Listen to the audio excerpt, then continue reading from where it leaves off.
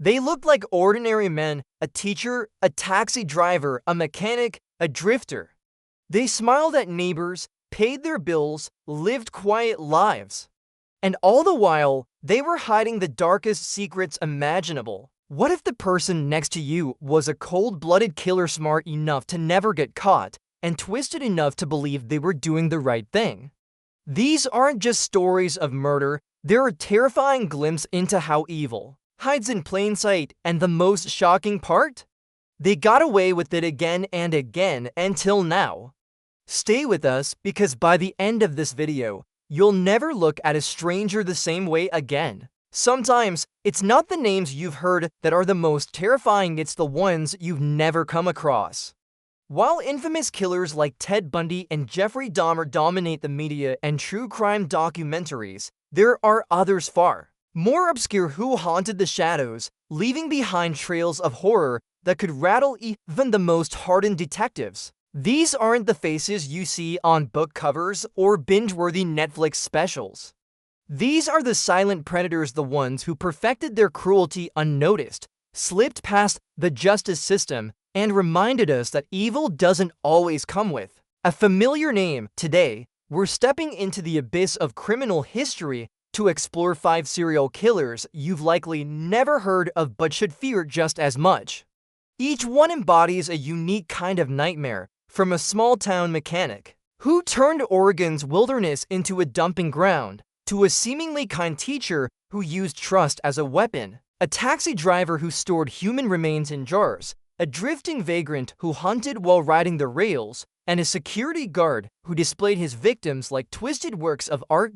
What makes these killers so haunting isn't just the number of lives they took, it's the cold precision, the patience, the way they walked among us, hiding behind normalcy while committing acts beyond comprehension. By the end of this video, you'll understand why these names deserve to be remembered, spoken in the same breath as the most notorious monsters in history.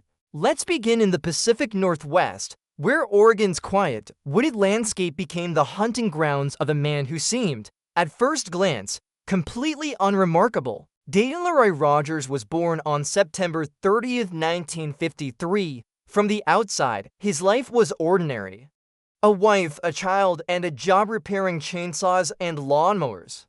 He was the guy next door, quiet, hardworking, maybe a little worried about bills, but no one suspected the darkness that lived beneath the surface. What they didn't know was that Rogers had developed a sinister appetite, one he kept hidden behind the mask of normalcy. He targeted the vulnerable, addicts chasing their next high, sex workers trying to survive another night, teenagers with nowhere left to go. These were the people most likely to vanish without a trace. People society often forgets. Rogers knew exactly what he was doing. His methods were terrifyingly calculated. He would drive the streets in his pickup truck, scanning for those in desperate need of money, of shelter, of something to hold onto. He offered them help, or work, or just a ride, anything to earn their trust and get them into his truck. Once inside, he'd drive them to remote areas deep in the forests near Molalla, Oregon. What happened next was unspeakable. Rogers would tie up his victims using rope or wire to ensure they couldn't escape. Then he'd murder them, often with knives or other sharp tools, but the killing wasn't enough.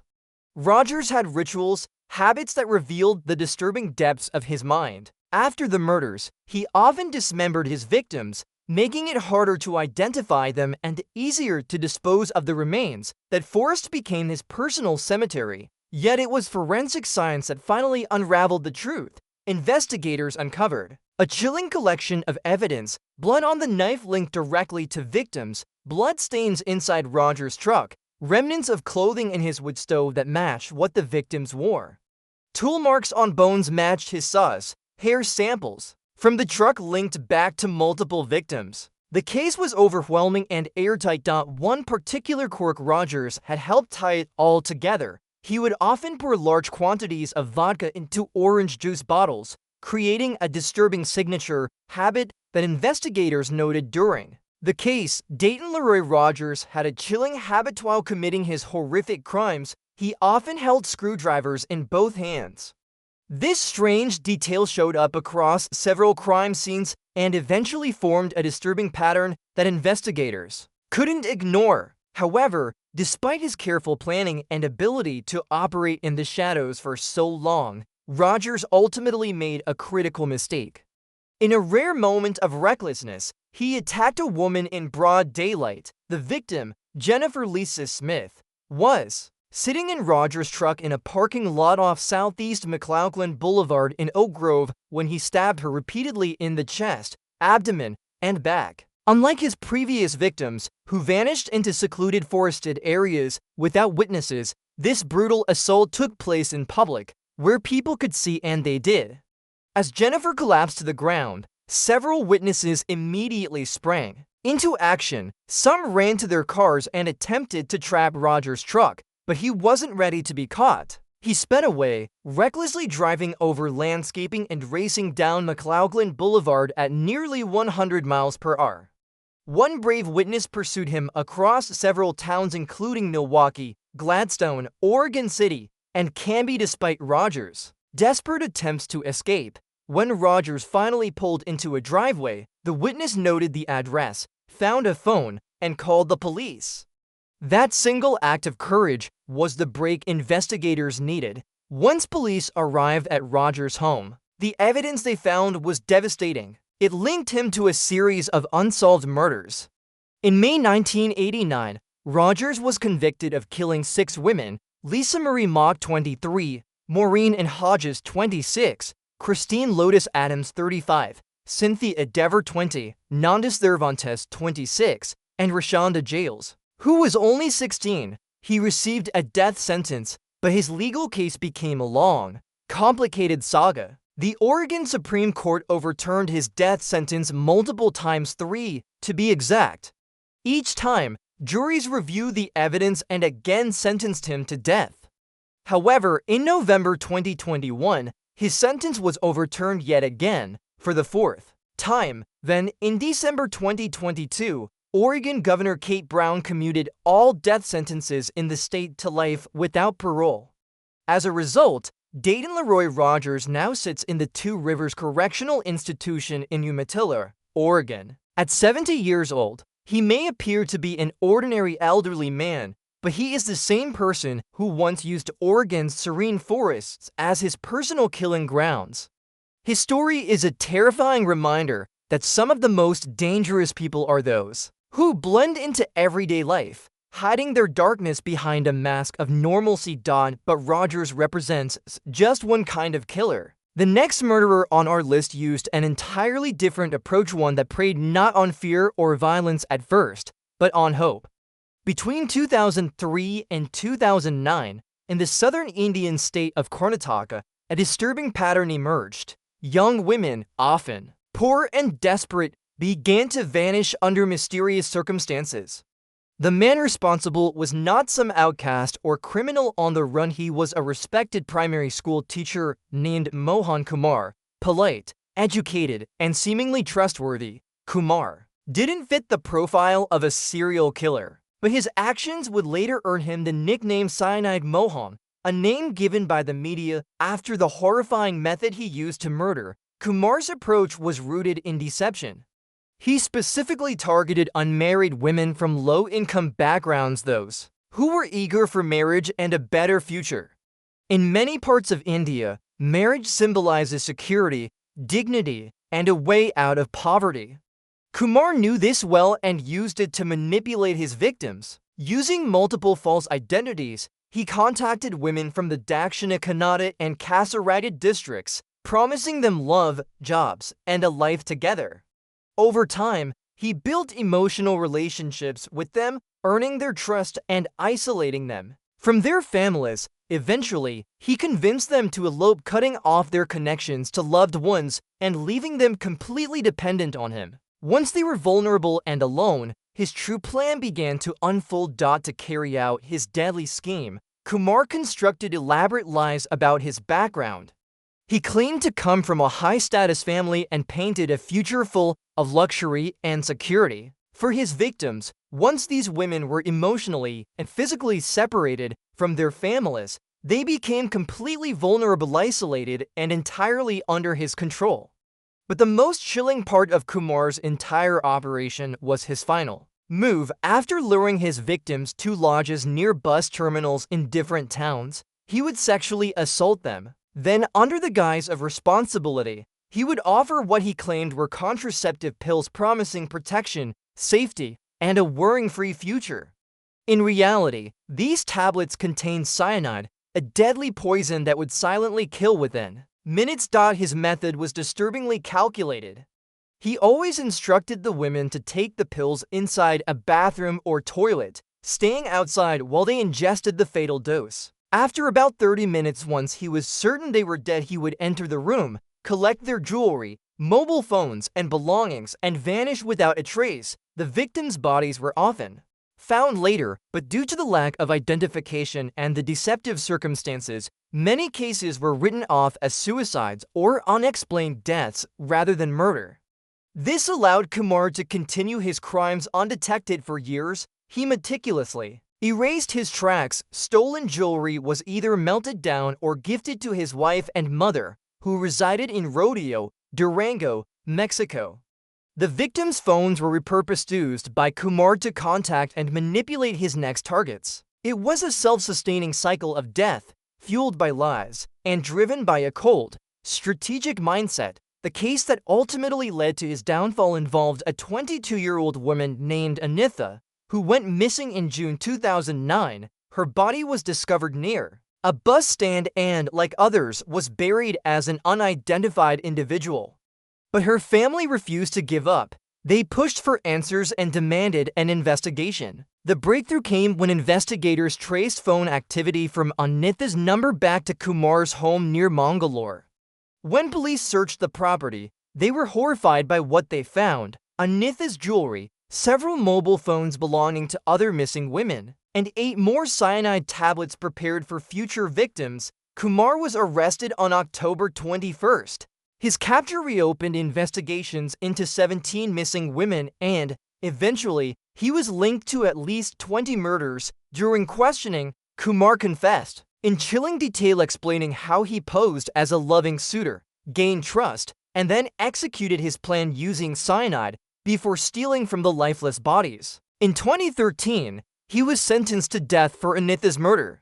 However, in 2017, the Karnataka High Court reduced his sentence to life imprisonment. Today, Mohan Kumar remains in prison, a former school teacher who used his education and reputation as tools of manipulation in one of the most methodical killing sprees in India's criminal history. What makes his crimes particularly horrifying is not just the number of victims, but the way he exploited societal norms, using the desperation for marriage, respectability, and survival as weapons.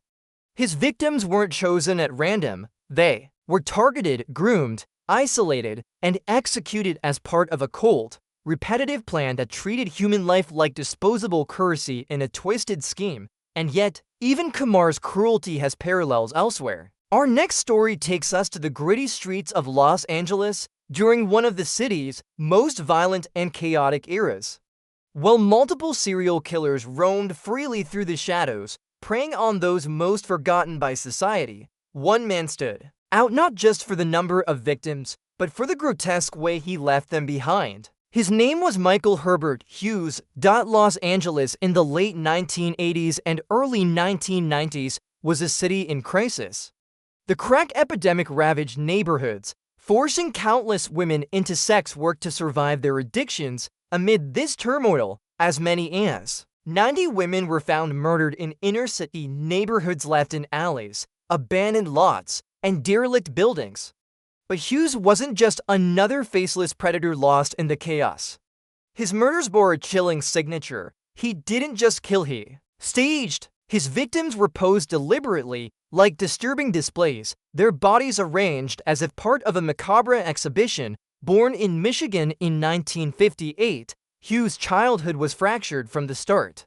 His father abandoned the family when Hughes was very young, leaving his mother to raise him and his sister alone. By the age of 5, the family had relocated to California, but the damage was already taking root. After a troubled childhood and brief service in the Navy, Michael Hughes returned to Los Angeles and faded into the margins of society. He bounced between odd jobs and the criminal underworld, often living on the streets, dealing drugs, and forming connections in the city's most dangerous corners.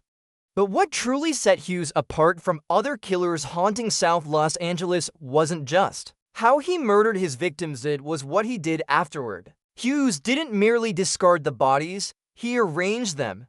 Each scene became a twisted, calculated display, his victims deliberately posed in unsettling, provocative positions.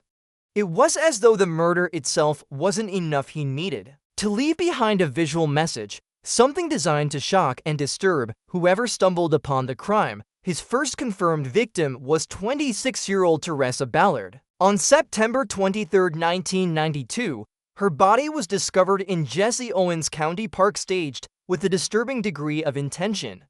The placement wasn't random, it was theatrical. Over the next year, 3 more women would fall prey to his sadistic tendencies. Brenda Bradley, 38, Terry Miles, 33, and Jamie Harrington, 29, were all found in alleys in Culver City. Each victim had been strangled, each body had been posed, and each gruesome discovery sent fresh waves of fear through an already terrified community. But as with many serial killers, it was a mistake, one moment of visibility, that led to Hughes's downfall. On November 14, 1993, a witness spotted a horrifying scene that would haunt them forever: a man pushing a shopping cart through a Culver City parking lot. Inside the cart, secured with ropes and torn cloth, was the lifeless body of a woman. That woman was Jamie Harrington, and the man pushing the cart was Michael Hughes. The witness didn't just observe the disposal. They followed Hughes, watched as he abandoned the cart, left Harrington's corpse behind, and casually walked away. When police arrived at the scene, Hughes's fingerprints were all over the shopping cart. Those prints linked him to 2 additional murders, and paperwork found nearby tied him to a 4th. The net was closing in. What made Hughes particularly dangerous was his ability to vanish into the background.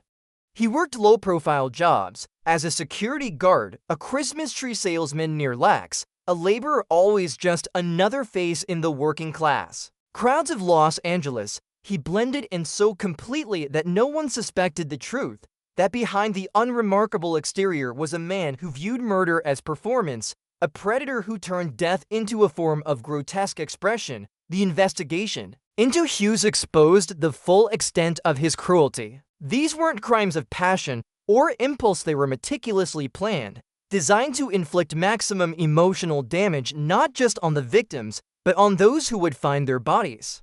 In 1998, Hughes was convicted and sentenced to life in prison without the possibility of parole for the murders of Ballard, Bradley, Miles, and Harrington. But the story didn't end there. As forensic technology advanced, new evidence emerged. DNA, still a relatively new tool at the time, began to connect Hughes to even more unsolved murders. The results painted a chilling picture. Hughes had been killing for much longer than anyone realized. Among the new victims identified was 15-year-old Yvonne Coleman, murdered on January 22, 1986, and found in a park in Inglewood. Then came 36-year-old Vera Williams, discovered in a stairwell on May 26, 1986, and Deborah Jackson, 32, found dead on June 25, 1993. Each case was tied to Hughes through microscopic traces of DNA he had unknowingly left behind. In November 2011, Hughes was convicted for these additional murders. In June 2012, he was sentenced to death.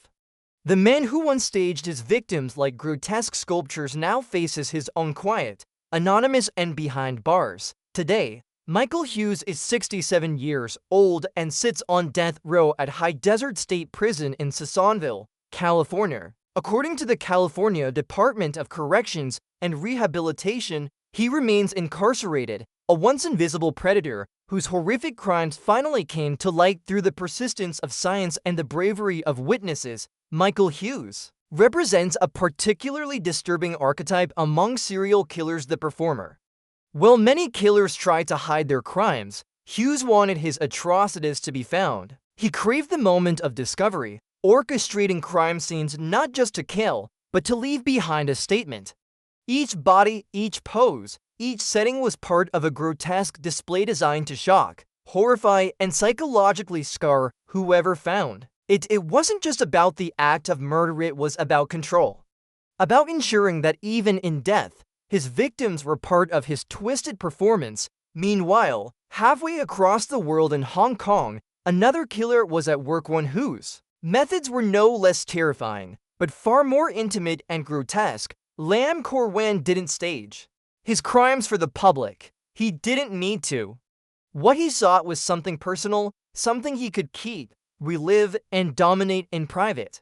Lam, born in British Hong Kong on May 22, 1955, originally named Lam Kwok Wah, had a childhood steeped in violence and isolation experiences that would carve the shape of the monster he would one day become. Raised in Malaysia, Lam endured frequent beatings at the hands of his father, so severe, in fact, that one blow once knocked him unconscious. The physical abuse stopped only when the family relocated to Hong Kong during his teenage years, but by then, the psychological damage had already taken hold.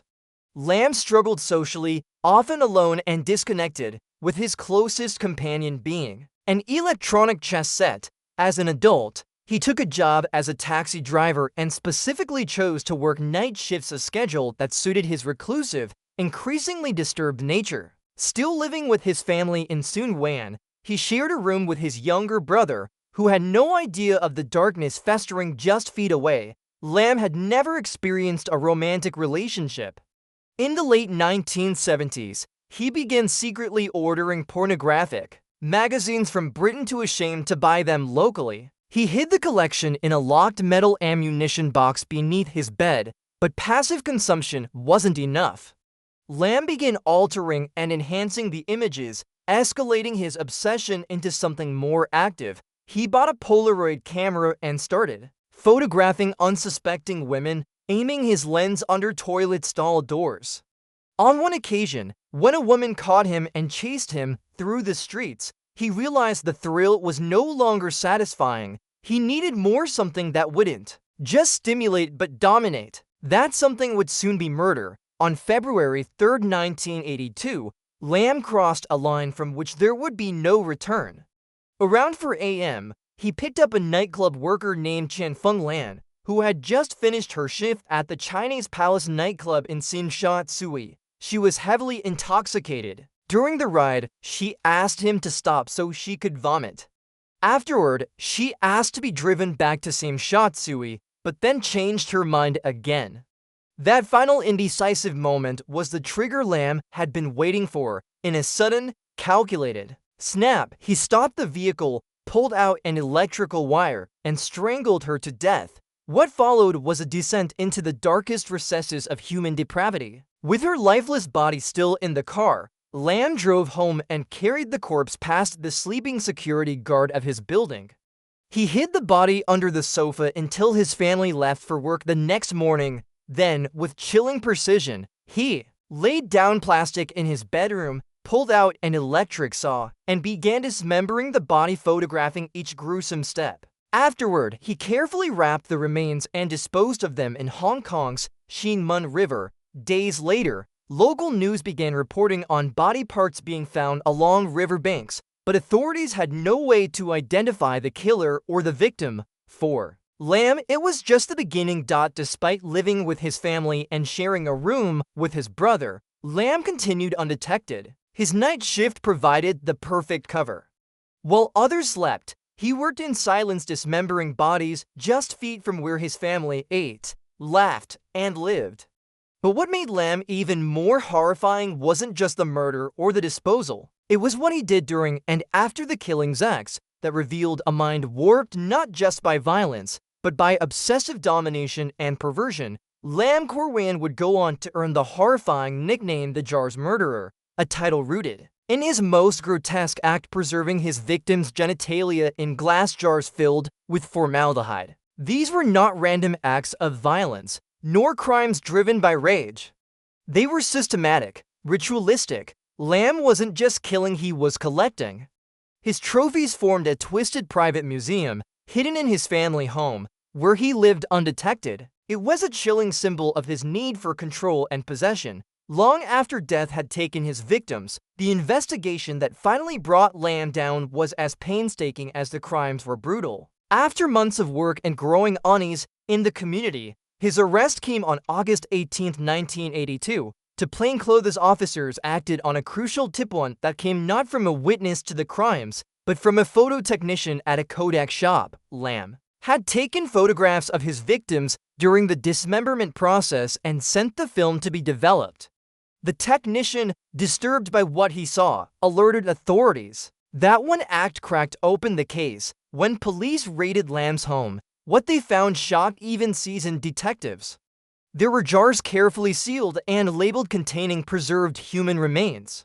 There were photographs meticulously documenting every stage of his crimes. There were tools stained with the evidence of what had happened in that apartment, sometimes while Lam's own brother slept just feet away.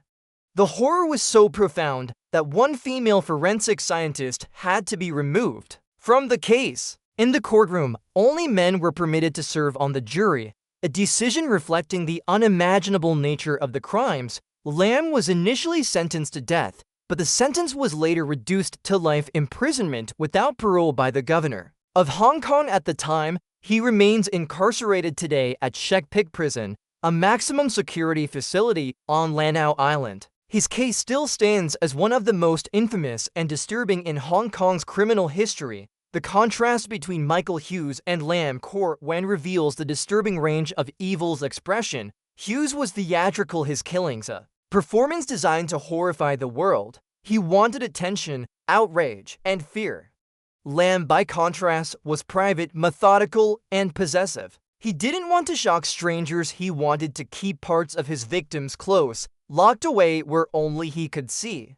Both men preyed on the vulnerable, both committed atrocities. But their motives, their methods, and their psychology show us that evil doesn't come in one shape. It mutates, it adapts, and often, it hides in plain sight. Sometimes it drives a taxi through the midnight streets of Hong Kong. Sometimes it works as a security guard at LAX. Sometimes it shares a bedroom with a sibling who never suspects a thing. Now, we turn to another figure, one whose crimes were rooted not in rage, not in lust, but in something even more insidious: manipulation.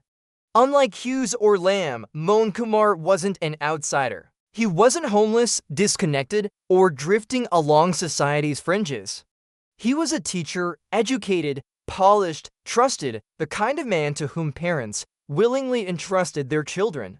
But behind his calm demeanor and professional reputation lived a man who turned hope itself into a weapon. Born in the coastal district of Dakshina Kannada in Karnataka, India, Kumar appeared to be on the path to a respectable life. He finished his education, became a primary school teacher, and earned praise from colleagues and students alike. He was known for his patience, his professionalism, his calm. But beneath the surface, something sinister was brewing, a darkness he kept hidden for years. In 2003, Mohan Kumar began one of India's most chilling and methodical killing sprees. His victims weren't selected at random, they were carefully chosen. Young women from poor, vulnerable backgrounds, women desperate to escape poverty, women with few options and even fewer people looking out for them. Kumar understood these women. He understood their hopes, their needs, and how to exploit them. He offered them everything they dreamed of: stability, marriage, respect, using fake names and fake stories. Kumar presented himself an ideal husband, a well-educated man with a government job and a promise of a better future. In a society where marriage can mean economic salvation, his offer seemed like a miracle, but it was all a lie, driven by a predator's patience and a manipulator's charm. Mohan Kumar didn't rush his victims, he groomed them. For weeks, sometimes months, he would carefully build emotional relationships with the women he targeted. He wasn't just selling a dream of a better life, he was selling himself. Many of these women truly believed they had found someone who loved them, someone who offered not just security but affection. Kumar would isolate them, encouraging them to elope, to sever ties with their families and communities. Once they were alone, vulnerable, and completely dependent on him, he would spring the trap. He often suggested they travel together to register their marriage, to meet his family, but they never reached those destinations. Instead, they found themselves at bus terminals in unfamiliar towns, far from anyone who might recognize them or offer help. It was in these desolate, anonymous places that Kumar struck. He always carried cyanide tablets, a deadly poison he had somehow obtained and reserved for his monstrous mission. Claiming the pills were contraceptives, he'd insist the women take them before consummating their supposed marriage. Trusting the man they believed to be their future husband, these women swallowed the poison willingly. Kumar would then send them into the public restrooms, cold, impersonal places that would become their final moments on Earth. He waited exactly 30 minutes outside, giving the cyanide enough time to do its devastating work. The poison would tear through their bodies, causing excruciating pain and death in minutes. Once he was certain they were gone, he would enter, strip them of their jewelry, mobile phones, and valuables, and walk away as if nothing had happened. He left no trace, only broken families and unidentified corpses. This wasn't rage. It wasn't desperation, it was cold, mechanical, industrial-scale murder. A system refined and repeated with brutal efficiency. Many of Kumar's victims were never identified. Their remains were buried anonymously, written off by a system that rarely noticed when poor women disappeared. Families assumed their daughters had run away and might return someday. They didn't know that they had fallen into the clutches of a predator who saw them as disposable. For 6 years, Kumar repeated this process. Over and over, he confessed to killing at least 20 women, but the true number may be higher. He did take valuables from his victims, but money wasn't his motivation. Power was, the power to dominate, to control, to manipulate a life into trusting him, and then extinguish it. He reveled in the deception, in the act of convincing a woman to take her own death in pill form. He enjoyed the wait, the anticipation, the silence after. What made him even more dangerous was how he adapted. He learned from every kill. He used his victims' phones to contact his next targets, establishing trust by pretending to be referred by women he had already murdered. Each victim became bait for the next, forming a deadly chain of lies, trust, and betrayal. The investigation that finally brought Kumar down began with a young woman named Anitha, just 22 years old. She disappeared in June 2009, and unlike many of Kumar's other victims, Anitha had people who noticed. People who cared. Her body was found at a bus stand and was initially treated as an unexplained death, but her family pushed for answers. They refused to accept silence. The breakthrough came when investigators traced calls made from Anitha's phone after her death. The digital trail led to Kumar's village near Mangalore. When police searched his home, they found damning evidence: jewelry belonging to multiple women, several mobile phones, and 8 cyanide tablets ready for use. The pieces of the puzzle snapped together. Under interrogation, Kumar didn't break down or beg. He calmly detailed everything: his aliases, his approach, how he seduced the women with promises of love and marriage, how he booked lodge rooms near bus terminals to sexually assault them before administering the fatal pills. There was no remorse, no guilt, just a method perfectly executed. As police reopened the files of 17 missing women, they found case after case that matched his pattern.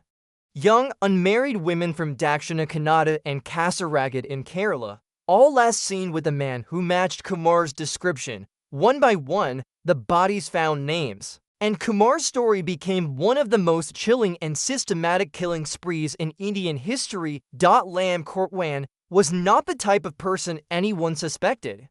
A quiet, night shift taxi driver in British Hong Kong, he drifted through the city's darkened streets in the early 1980s, seemingly invisible. But beneath his unassuming exterior was a predator so grotesque and methodical that his crimes would shock even seasoned detectives. Born on May 22, 1955, As Lam Kwok Wai, his transformation into one of Hong Kong's most notorious serial killers began long before he got behind the wheel of a taxi. His early life was shaped by relentless abuse. Raised in Malaysia, Lam endured savage beatings from his father, one so violent that it left him unconscious. Although the physical abuse ceased when the family relocated to Hong Kong during his teenage years, the psychological scars never healed. Lam became a recluse. He struggled to make friends and formed no meaningful relationships. His only comfort came from solitude, his closest companion, an electronic chess set. As an adult, that isolation deepened. He never had a girlfriend, never built bonds with co-workers or neighbors. He lived in the family's Tukwa Wan apartment, sharing a room with his younger brother who had no idea that mere feet away, his sibling was concealing unimaginable darkness. Lam deliberately chose to work nights as a taxi driver, giving him unrestricted access to vulnerable women traveling alone after dark. It was the perfect cover, a job that granted him privacy, mobility, and most of all victims, but Lam wasn't interested in quick violence or messy crimes. His killings were premeditated, ritualistic, and grotesquely clinical.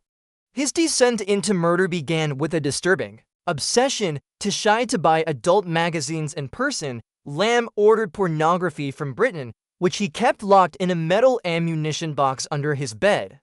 But mere viewing wasn't enough. He began modifying the images, then escalated to voyeurism, taking photographs of unsuspecting women from under public toilet stalls. When those risks became too great, he wanted more. He wanted control. He wanted death. On February 3, 1982, Lam crossed the point of no return. At around 4 a.m., he picked up a nightclub worker named Chan Funlan, who was heavily intoxicated after her shift. During the ride, she asked to stop and vomit, then changed her mind about her destination. That indecisiveness triggered something in Lam. He pulled over, took out electrical wire, and strangled her on the spot. What followed was even more disturbing. Lam drove home with her corpse in the car, sneaking past a sleeping security guard to bring the body into his apartment. He hid it under his couch until his family left for work the next morning. Then, in his shared bedroom on a plastic-covered floor, he used an electric saw to dismember her body, butchering her in pieces, photographing each stage of the mutilation. When he was done, he wrapped the remains and dumped them in the Xing Mun River. When body parts began washing a short days later, the public was horrified, but police were stumped. No one could identify the victim, and there were no suspects. Lam, meanwhile, continued living his double life, mild-mannered cab driver by day, cold-blooded killer by night. Sharing a room with his brother, Lam's gruesome activities went unnoticed. His late-night schedule gave him freedom. The dismemberment, the photography, the collection, it all happened while his family remained completely unaware. Lam's crimes weren't just acts of murder. They were a disturbing ritual. After killing his victims, he preserved their genitalia in glass jars filled with formaldehyde, carefully stored like trophies. This sick collection earned him the nickname the Jar's Murderer. He wasn't trying to shock the public like some killers do. He wanted to possess his victims forever, keeping pieces of them as souvenirs of his power. His capture came through a mistake. Lam had his photos developed at a Kodak shop, and the technician, horrified by what he saw, tipped off police. Acting on that lead, two plainclothes officers arrested Lam on August 18, 1982. The search of his home revealed everything: the jars, the photographs, the saw, and the detailed evidence of multiple killings. The case was so disturbing that female forensic scientists were removed from the investigation, and only male jurors were permitted to sit through the trial. Originally sentenced to death, Lam's punishment was later reduced to life imprisonment without parole by the Hong Kong governor. Today, he remains incarcerated at Shek Pik Prison on Landau Island. A quiet man, now old, who once turned his cramped apartment into a slaughterhouse. Lam Kwok Wai represents a unique breed of killer, not driven by rage or chaos, but by obsession and method, a collector who didn't just want control over life and death, he wanted ownership. His story is a chilling reminder that evil doesn't always wear a monstrous face. Sometimes it drives a taxi, sometimes it says nothing, and sometimes it's closer than anyone could imagine. Lam lived a life of eerie invisibility. In his modest family home in Takwa Wan, he shared a small room with his younger brother, yet even among those closest to him, he remained a stranger.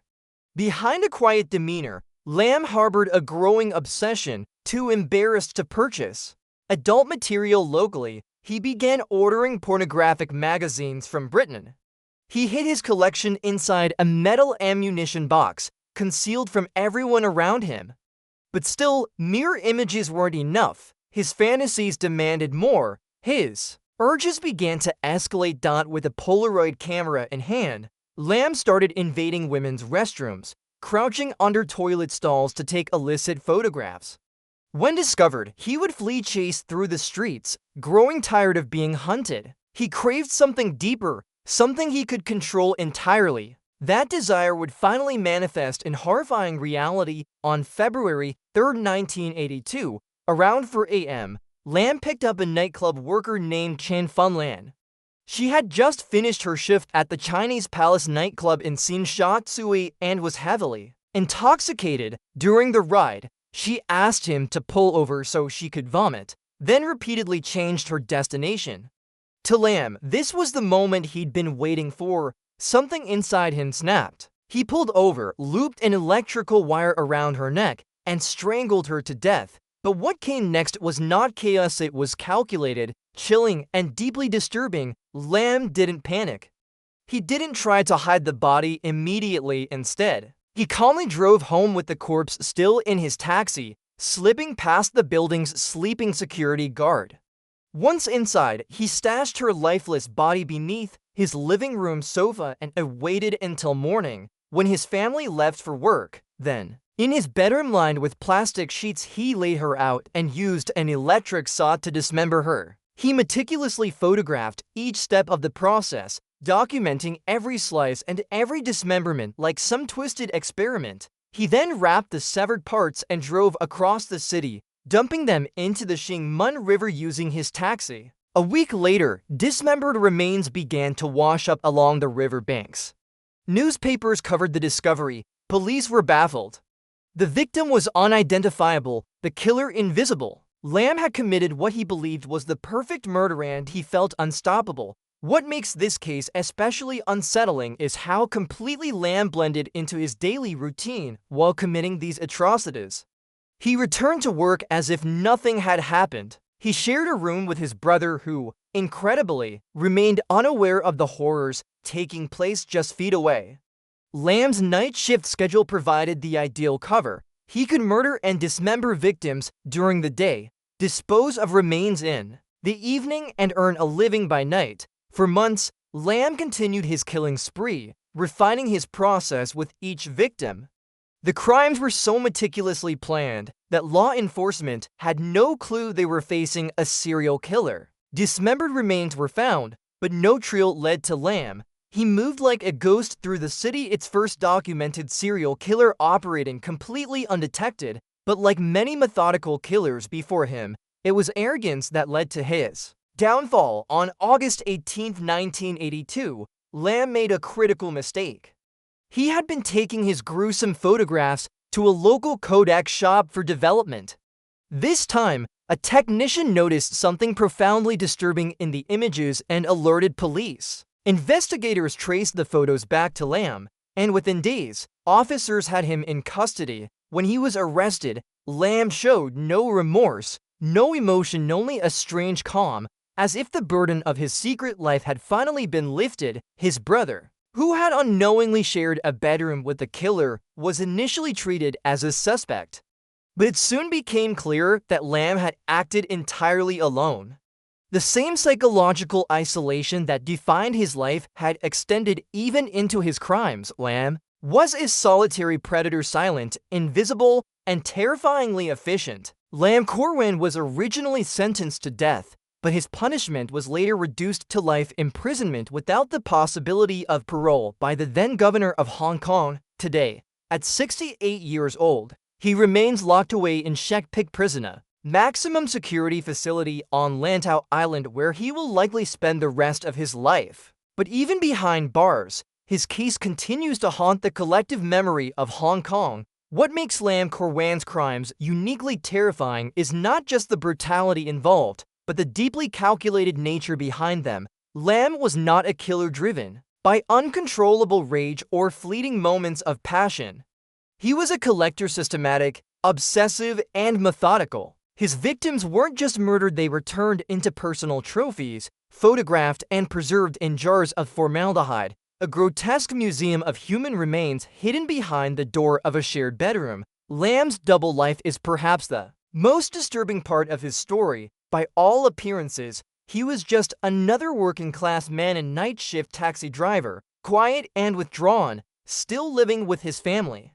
Nothing about him raised suspicion. He blended seamlessly into the background of city life, exchanging polite greetings, transporting passengers, sharing meals at home. But beneath that mask of ordinariness was a man whose mind had grown so twisted, so removed from human empathy, that he saw murder not as horror but as ritual.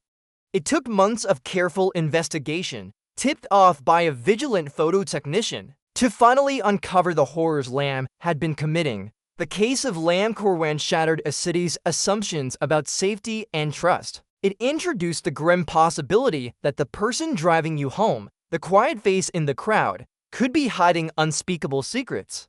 His crimes changed how Hong Kong viewed everyday interactions, how easily monsters could mask themselves as nobodies. Lam didn't want notoriety like other killers. He didn't pose his victims or taunt police. His fulfillment came from control, from owning his victims in death in a way he never could in life. The Jar's murderer, as he came to be known, remains one of the most chilling examples of evil hiding in plain sight. His legacy isn't just the gruesome details of what he did, but the unsettling realization that sometimes the most dangerous people aren't the ones who lash out in public. They're the ones who wait quietly in the shadows, pretending to be invisible, until it's far too late to stop them. That night, something inside Lam Korwan finally snapped. After his passenger, Chan Funlan, changed her destination multiple times, Lam saw his opportunity. He pulled the car over, wrapped an electrical wire around her neck, and strangled her to death right there in the back seat of his taxi. But what followed next revealed just how calculated and methodical this man truly was. Instead of panicking or disposing of the body immediately, Lam drove through the city with the corpse still in his vehicle. He arrived home before dawn, dragged the body past a sleeping security guard, and hid it under his sofa like it was a forgotten suitcase.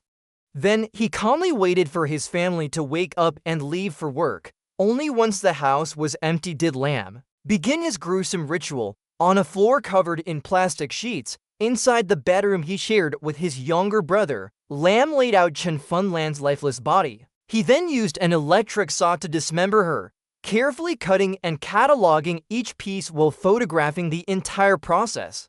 It wasn't rage, it was a twisted form of documentation, a personal project that felt more like a scientific dissection than a murder. He wrapped the body parts and scattered them across the city, dumping them into the Xingmen River. A week later, when local news outlets reported on body parts washing up along the river banks, Lam didn't feel fear, he felt satisfaction. The police had no leads, no suspects, no idea that the killer they were looking for had quietly gone back to driving a taxi as if nothing had happened. But Chen Funlan was just the beginning. Over the next few months, Lam killed 3 more women. His method never changed. He'd pick up lone female passengers in the early morning hours, strangle them once they were isolated, take their bodies home, and perform the same dismemberment procedure in his bedroom while his family was out. He worked the night shift and used the daytime hours when the home was empty to commit some of the most grotesque acts Hong Kong had ever seen. What made Lam particularly horrifying was what he did with parts of his victims. He preserved their genitalia in glass jars filled with formaldehyde, creating a perverse collection of trophies. These weren't spontaneous murders, they were premeditated rituals.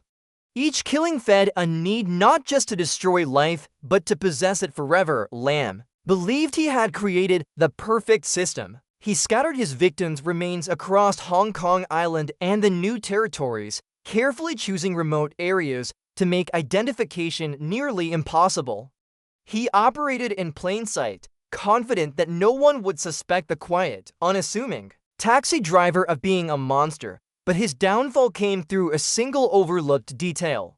Lam had taken photographs of his victims' disturbingly graphic images that chronicled every stage of his dismemberment process. When he took the film rolls to a codec shop for development, a technician saw the images and instantly knew something was terribly wrong.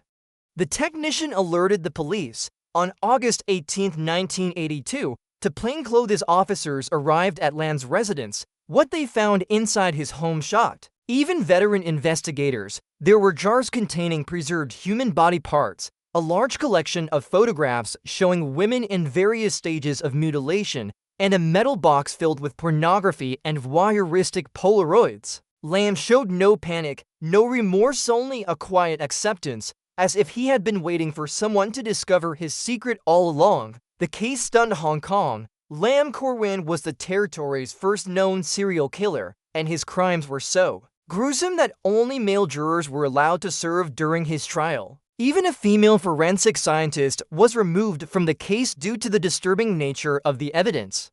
Lam was initially sentenced to death, but the sentence was later commuted to life imprisonment without parole. Today, he remains incarcerated at Shek Pik Prison on Landau Island, serving out his days in one of Hong Kong's most secure facilities. What makes Lam Korwan's story so terrifying isn't just the acts he committed, it's how easily he hid them. He was a quiet man who lived with his family, shared a bedroom with his brother, and drove a taxi through the night.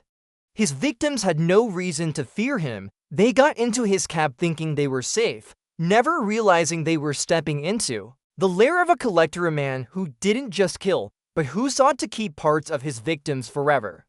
His case shattered the illusion that serial killers always wear their darkness on the outside. Sometimes, the most monstrous people look exactly like everyone else. They go unnoticed, they go undetected, and they live among us until someone finally dares to look closer. Angel Monterino Resendez, better known as the Railroad Killer, was one of the most elusive and unpredictable serial murderers in American history. Born in Mexico, Resendez crossed the U.S. border illegally dozens of times. But he didn't travel by car or bus, he rode the rails. He would hop freight trains and drift from state to state, getting off wherever the tracks led him to new prey. That mobility made him nearly impossible to track. Police in one state had no idea the brutal murder they were investigating was connected to another case hundreds of miles away. From Texas to Kentucky, Illinois to Florida, Resendez left a trail of bodies that spanned over a decade between 1986 and 1999. Resendez was linked to at least 15 murders across 6 different states, though investigators believe the true number may be higher. His victims varied widely in age, gender, and background: college students, elderly couples, and middle-aged professionals. But they all had one thing in common: they lived near railroad tracks. That's how he chose his victims. He would step off a train, scout nearby homes, and strike when the opportunity presented itself. Once inside, he would beat his victims to death using whatever he could find: rocks, sledgehammers, pickaxes, even the victims' own household tools. The attacks weren't just violent, they were savage. Resendez often struck his victims repeatedly with unimaginable force, leaving behind crime scenes soaked in blood and horror. But what set Resendez apart from other killers wasn't just the brutality of his murders, it was what he did afterward. In many cases, after killing, he wouldn't flee immediately, he would linger. He would eat the food in their kitchens, take hot showers, try on their clothes, and go through their belongings. He'd study their family photos, read their documents, and sometimes even sleep in their beds. One of the most chilling aspects was his habit of going through their wallets, not to steal money, but to look at their driver's licenses. He wanted to know who they were. He wanted to learn their names. For Resendez, murder wasn't just an act of violence, it was a ritual. A psychiatrist who later examined him said Resendez suffered from paranoid schizophrenia. He believed he was an angel sent by God to destroy evil, and that his victims were sinners who deserved to die. In his twisted mind, he wasn't a killer, he was a divine enforcer, delivering justice. This delusion made him even more dangerous because he believed his crimes were righteous. One of his most high-profile attacks occurred on August 28, 1997, and it was the case that finally brought national attention to his killing spree. College students Christopher Mayer and Holly Dunn were walking along railroad tracks in Lexington, Kentucky, when Resendez attacked them. He bludgeoned Mayer to death with a rock, then brutally assaulted Dunn, leaving her for dead. But against all odds, Holly survived. Her jaw was shattered, her eye socket fractured, and her face and head were covered in cuts, but she managed to crawl to safety. Her survival and her testimony would later prove critical in identifying and capturing the railroad killer. The manhunt for Resendez quickly became one of the largest in the history of the FBI. At one point, he was even in U.S. Border Patrol custody, but due to a bureaucratic oversight, his fingerprints weren't checked, and he was mistakenly released. Incredibly, after that release, he committed for more murders. It was only in mid-1999 that his rampage finally came to an end. His own sister, terrified of what he had become, persuaded him to surrender. On July 13, 1999, Angelmo Torino Resendez turned himself into Texas authorities. He was eventually convicted of multiple murders and sentenced to death. On June 27, 2006, he was executed by lethal injection. But the fear he left behind didn't die with him. For over a decade, the sound of a train whistle became a symbol of dread for communities across the American South and Midwest. No one knew where he'd strike next, and anyone living near the tracks could be his next target. Resendez's story is a chilling reminder that evil doesn't always stay in one place. Some killers drift with the wine door, in this case, with the rails. They don't have a type, a territory, or a pattern we can easily map. And that makes them all the more terrifying. The thrill of static images soon faded. Lam Korwan's obsession needed something more visceral, more dangerous. That's when he began venturing into public women's restrooms, crouching under cubicle doors with a Polaroid camera to capture voyeuristic photos of unsuspecting women. When they screamed and chased him into the streets, it only added adrenaline to the experience, but even that grew tiresome. He was no longer content being an observer, he needed control. He needed to act. And in the early hours of February 3, 1982, Lam's darkest fantasies finally crossed into horrifying reality. That morning, he picked up a lone female passenger, Chen Funlen, outside the Chinese Palace nightclub in Simshatsui. She was intoxicated and disoriented, repeatedly changing her mind about where she wanted to go. For Lam, it was the perfect setup. When she asked him to stop so she could vomit, something snapped inside him. He took an electrical wire from his cab and strangled her on the spot.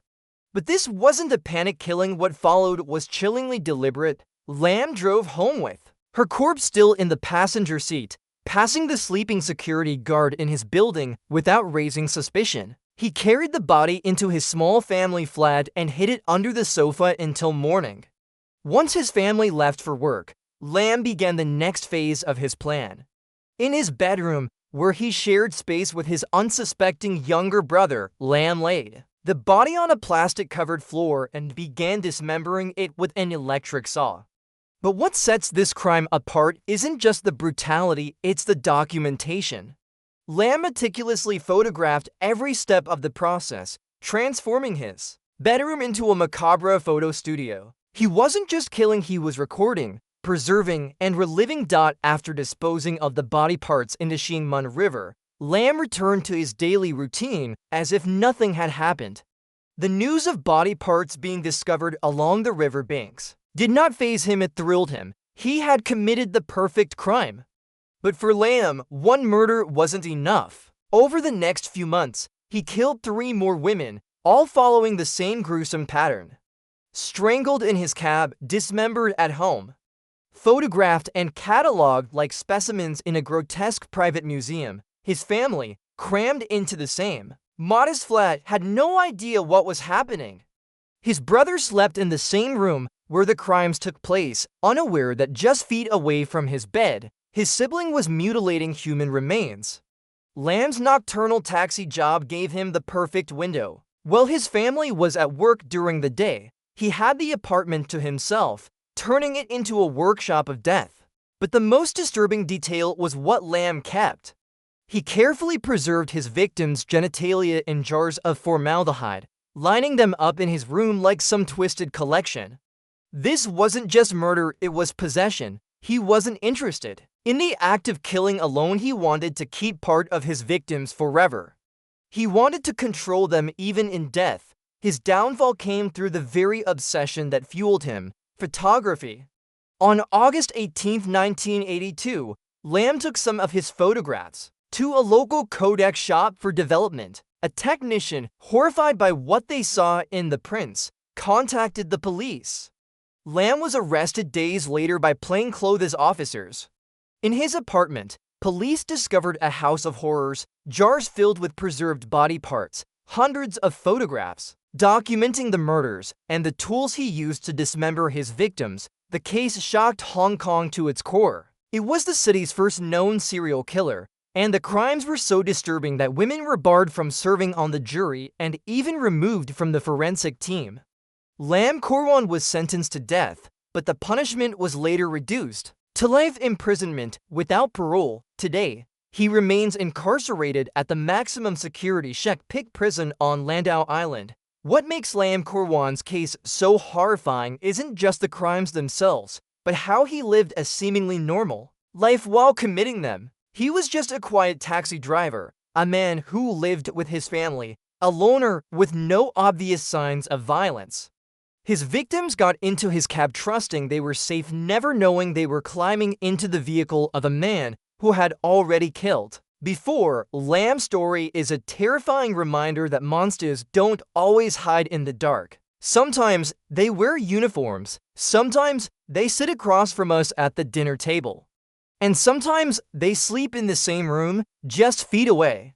When mere images could no longer satisfy his cravings, Lam Korwan's deviant fantasies began to demand something far more visceral. His early obsession with pornography, once limited to British magazines ordered discreetly and hidden in a metal ammunition box, had transformed into something dangerous. Using a Polaroid camera, Lam began lurking around women's restrooms, crouching down to secretly photograph them beneath the stalls.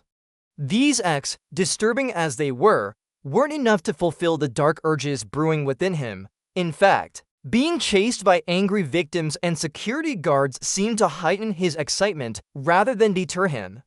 But the thrill of the chase would eventually lose its appeal. By early 1982, Lam wasn't just looking for images, he was looking for permanence, for control, for dominance.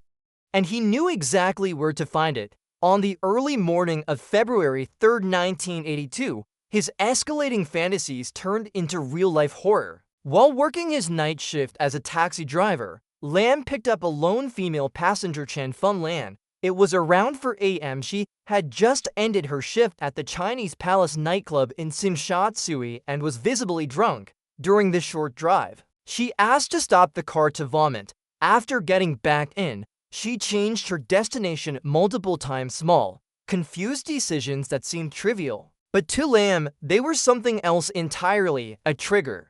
That simple moment of vulnerability lit a fuse inside him. In his sudden, calculated burst, he reached for an electrical wire, looped it around her neck, and strangled her right there in the taxi. Chen Funlan never made it home. She became Lam's first victim, and the door was now open for the monster to fully emerge. What followed was not the chaotic scramble of a man trying to cover up a crime. No, Lam was cold and methodical. He didn't rush to dispose of the body. Instead, he calmly drove her lifeless form back to his apartment building, quietly dragging her corpse through the entrance and past a sleeping security guard. He stashed the body under the family's sofa, patiently waiting until morning. Once his parents and younger brother had left for work, Lamb set to work on the next phase of his ritual. He moved her body to his bedroom, which he had already lined with plastic sheets, and with an electric saw, he began dismembering her. But what made this act even more horrifying was what he did simultaneously. He documented every step with photographs. Every cut, every wound, every angle. This was no frantic cover-up. It was a deliberate, gruesome performance, and it was only the beginning. He carefully wrapped the body parts and scattered them in the Xingmen River, confident that no one would ever trace them back to him, and he was right. When news broke of dismembered remains washing ashore, the authorities had no suspects, no motive, and not even a clear identity for the victim. Lamb had struck and vanished like a ghost, but the act hadn't sated him. It had awakened something. He had found what he was truly meant to do. In the weeks that followed, Lamb would claim 3 more victims using the exact same method: pick them up in the taxi, strangle them, wait for his family to leave, dismember, photograph, dispose. Even more chilling was his choice to keep parts of his victims, specifically their genitalia, preserved in jars filled with formaldehyde. These grotesque trophies were stored right there in his family's apartment, hidden in plain sight among his camera gear and photography supplies. Lamb wasn't just a killer, he was a collector. He didn't want his victims gone. He wanted pieces of them to remain under his control forever. Despite the brutal nature of his crimes, Lamb continued to live a seemingly normal life. He shared a cramped bedroom with his younger brother, ate meals with his parents, and quietly went to work each night. No one suspected a thing. His dual existence, the quiet son by day, the butcher by night, was one of the most terrifying aspects of his character. He blended into the noise of the city so seamlessly that he almost got away with it. But arrogance is often the downfall of killers like Lamb. In his obsession with documenting his murders, he made a critical mistake. He took the rolls of film photographs of dismembered bodies to a Kodak shop for development. A technician, disturbed by what he saw, alerted the authorities.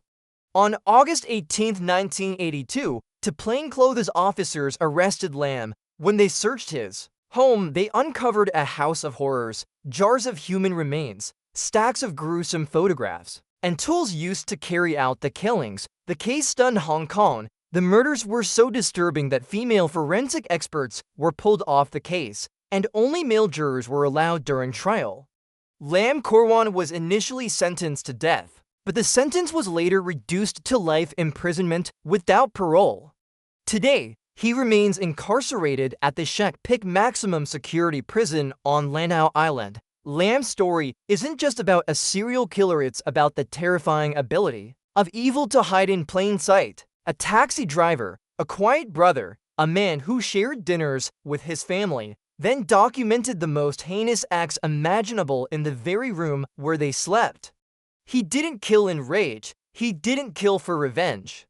He killed because it made him feel powerful, and he did it with a calmness that makes his crimes all the more monstrous. Lam Korwan's ability to live a dual existence for months, brutal killer by day, unassuming taxi driver, and son by night, reveals a level of psychological compartmentalization that is as chilling as it is rare. His ultimate downfall didn't come from a slip during a murder or a meticulous investigation. It came from an ordinary, almost mundane mistake. After months of committing what he believed to be the perfect crimes, Lam made a fatal error. He took his rolls of photographic film, graphic images documenting torture, murder, and dismemberment to a local Kodak shop for development. The photo technician, at first assuming the images were part of some medical or forensic project, quickly realized the terrifying reality. This was no academic material. This was raw, unfiltered evidence of horrific crimes. That simple civilian tip triggered the unraveling of one of Hong Kong's darkest criminal cases. On August 18, 1982, two plainclothes officers approached and arrested Lam Korwan. What they found in his family apartment defied belief: a private house of horrors, hidden in the most ordinary setting. Jars filled with preserved human body parts floating in formaldehyde, Hundreds of meticulously taken photographs documenting every phase of the murders, and even handwritten records cataloging his actions like some deranged archivist. It was a case that shook even the most seasoned police officers to their core. And when they questioned him, Lamb showed no remorse, no fear, no hesitation. He described his crimes with clinical detachment, as if he were narrating an instruction manual or recounting a routine cab route. There was no flicker of humanity, only the cold efficiency of a man completely detached from the horror he inflicted. The legal proceedings that followed were unlike anything the Hong Kong justice system had ever seen. The evidence was so disturbing, so viscerally graphic, that female forensic scientists were removed from the case. Women were barred from serving on the jury. Even hardened male professionals found themselves disturbed by the sheer level of cruelty documented in Lamb's personal archive. Initially, he was sentenced to death, a punishment befitting the scale of his crimes. But later, in a controversial decision, the sentence was commuted to life imprisonment without the possibility of parole by the then Hong Kong governor. Today, at 68 years old, Lam Kor Wan remains locked away inside Shek Pik Maximum Security Prison on Landau Island, where he will spend the remainder of his life. But his legacy of terror endures. What makes Lam's case so uniquely terrifying isn't just the gruesome nature of his crimes, but the cold, calculated reason behind them. Lam didn't kill in a fit of rage, nor did he act out of necessity or revenge. He murdered simply because he wanted to assert absolute control, to preserve pieces of his victims like trophies, to satisfy a psychological hunger that knew no moral boundary. Perhaps the most unsettling aspect of Lam's story is how convincingly he wore the mask of normalcy. He was a quiet man who went to work each night, ate meals with his parents, shared a room with his brother, and chatted with fellow photography enthusiasts. No one suspected they were in the presence of a predator. He proved that evil does not always reveal itself with dramatic gestures or obvious signs. Sometimes, it's the man who opens the door for you, the cab driver who smiles politely, the neighbor who keeps to himself. Lam Kor Wan's case forever changed the way Hong Kong approached serial crime investigations. It highlighted how even in densely packed urban environments, with interconnected families and tight communities, a determined and methodical killer can operate undetected. His ability to commit atrocities in the same home where his family lived and to store physical evidence mere feet from where they slept was a grim reminder that proximity is not protection. Today, the man once known as the Jar's murderer remains behind bars, but his story continues to haunt the collective memory of a city. Because what makes these killers so truly terrifying isn't just the violence they committed, but the precision, the patience, and the absolute lack of remorse with which they did so. These were not crimes of impulse or passion. They were ritualistic acts performed by individuals who had perfected their method. And in that perfection lies a darkness far more unsettling than chaos, a darkness that wears the face of someone you'd never suspect. Some serial killers don't just commit murder, they refine it into a twisted art. They develop techniques, methods, even rituals that evolve with time, growing more efficient, more personalized, and more horrifying. Take Dayton Leroy Rogers, infamously known as the Molalla Forest murderer. Rogers wasn't a chaotic, disorganized killer. He had a system, a routine. He would prowl the streets of Portland, Oregon, in search of society's most vulnerable women, sex workers, drug addicts, runaways. The forgotten, the discarded. He knew exactly what to offer: drugs, money, transportation, whatever it took to get them into his truck. From there, he'd drive them deep into the dense forests outside Molalla, to secluded spots he had carefully preselected. These were locations where no one would hear screams, where no one would come looking. But it wasn't just the isolation or the brutality of the crimes that made Rogers so chilling. It was the signature he left behind. At nearly every crime scene, investigators found the same curious detail: empty mini vodka bottles mixed with orange juice. Rogers was sipping screwdrivers as he tortured and killed his victims, calmly drinking if he were settling in for a quiet evening. He didn't rush, he took his time. Forensic analysis would later show tool marks on bones that matched a hacksaw found in his possession. Some victims were dismembered, clothing burned in his home's wood stove. Yet he didn't destroy everything scraps. A fabric and bone fragments remained, as if trophies were too precious to fully discard. And while he committed unspeakable acts in the woods, back in suburban life, Dayton Rogers played the part of the quiet family man. He was married, he had a child, he worked as a small engine mechanic. His neighbors described him as helpful, soft-spoken, normal. He fixed lawnmowers, waved good morning, attended school events. No one had any reason to suspect that the same man who smiled at them across the fence was a predator who stalked, tortured, and killed at least 6 women. It's that duality that makes Rogers so terrifying. The seamless ability to flip between roles, suburban father by day, sadistic killer by night. His downfall didn't come through complex forensic breakthroughs or months of surveillance. It came from arrogance. In November of 1987, in broad daylight, Rogers attacked a woman named Jennifer Lisa Smith at a parking lot off McLaughlin Boulevard. Witnesses watched in horror as he stabbed her repeatedly in the chest, the abdomen, and the back. She collapsed. Bystanders rushed to intervene, trying to trap him in with their vehicles, but Rogers didn't hesitate. He plowed over the landscaping and fled the scene at over 100 miles per hour. One brave witness pursued him, trailing Rogers through several towns: Milwaukee, Gladstone, Oregon City, Canby, until the killer pulled into a driveway. That address led police straight to him. When authorities searched his home, the evidence was overwhelming. Blood traces, personal belongings of victims, and that hacksaw with bone fragments still lodged between the teeth. In the weeks that followed, investigators linked Rogers to at least 6 murders. But as disturbing as the physical evidence was, what came next was even more revealing about the legal system and Rogers's cold, remorseless mind. He was tried and sentenced to death not once, but 3 times. And 3 times, the Oregon Supreme Court overturned his sentence, each time due to technicalities or procedural challenges. And each time, he was retried, reconvicted, and once again sentenced to death. It wasn't until 2020 that Oregon Governor Kate Brown commuted all death sentences in the state to life imprisonment without the possibility of parole. Today, Rogers sits in prison, unrepentant, still offering no explanation, no apology, no hint of why he chose those women, those places. Psychologists who studied him during his trials painted a grim portrait. Rogers didn't see his victims as people. He saw them as disposable objects. He preyed on those he believed no one would miss.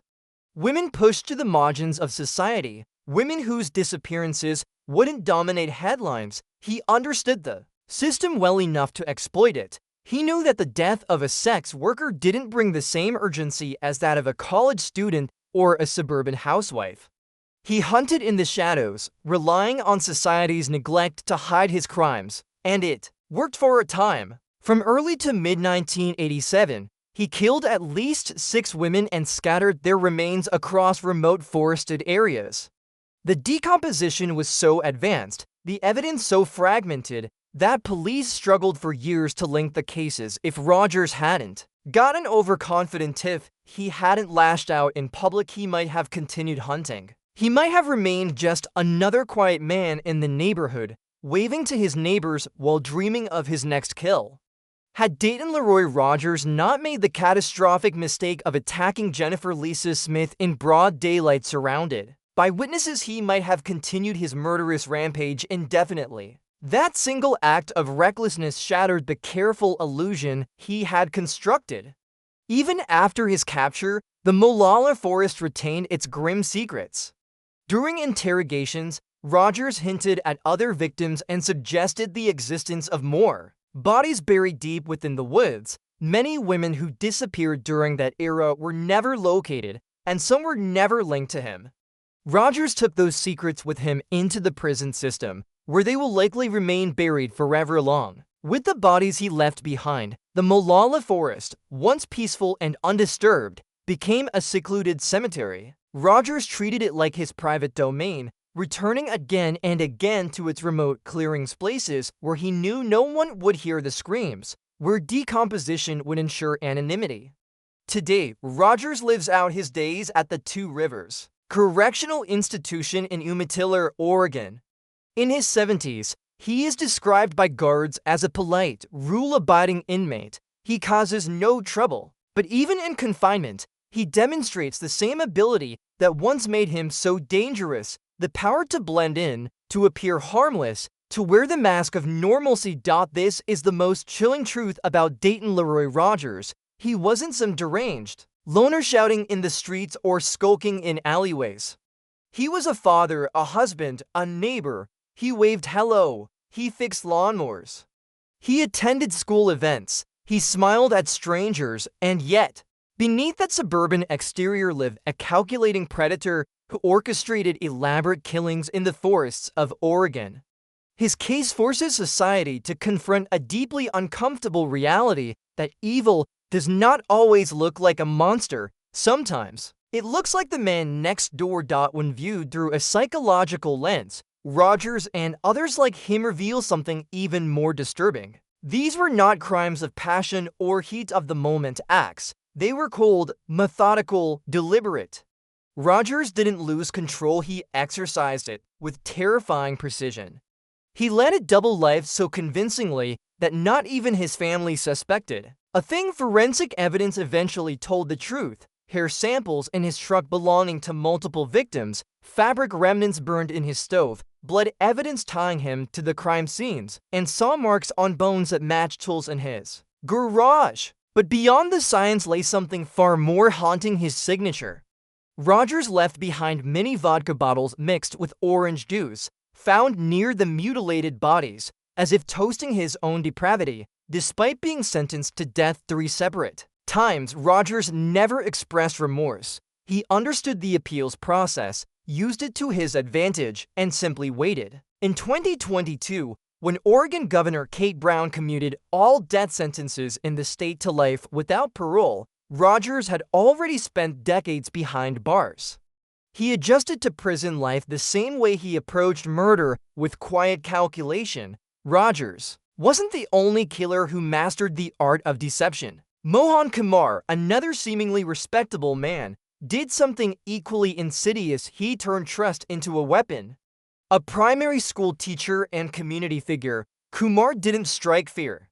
He inspired confidence. Parents trusted him. Women believed in him. But behind that facade was a man who had found a terrifying vulnerability in the social system and exploited it with surgical precision. His victims were women looking for love, marriage, and escape from hardship.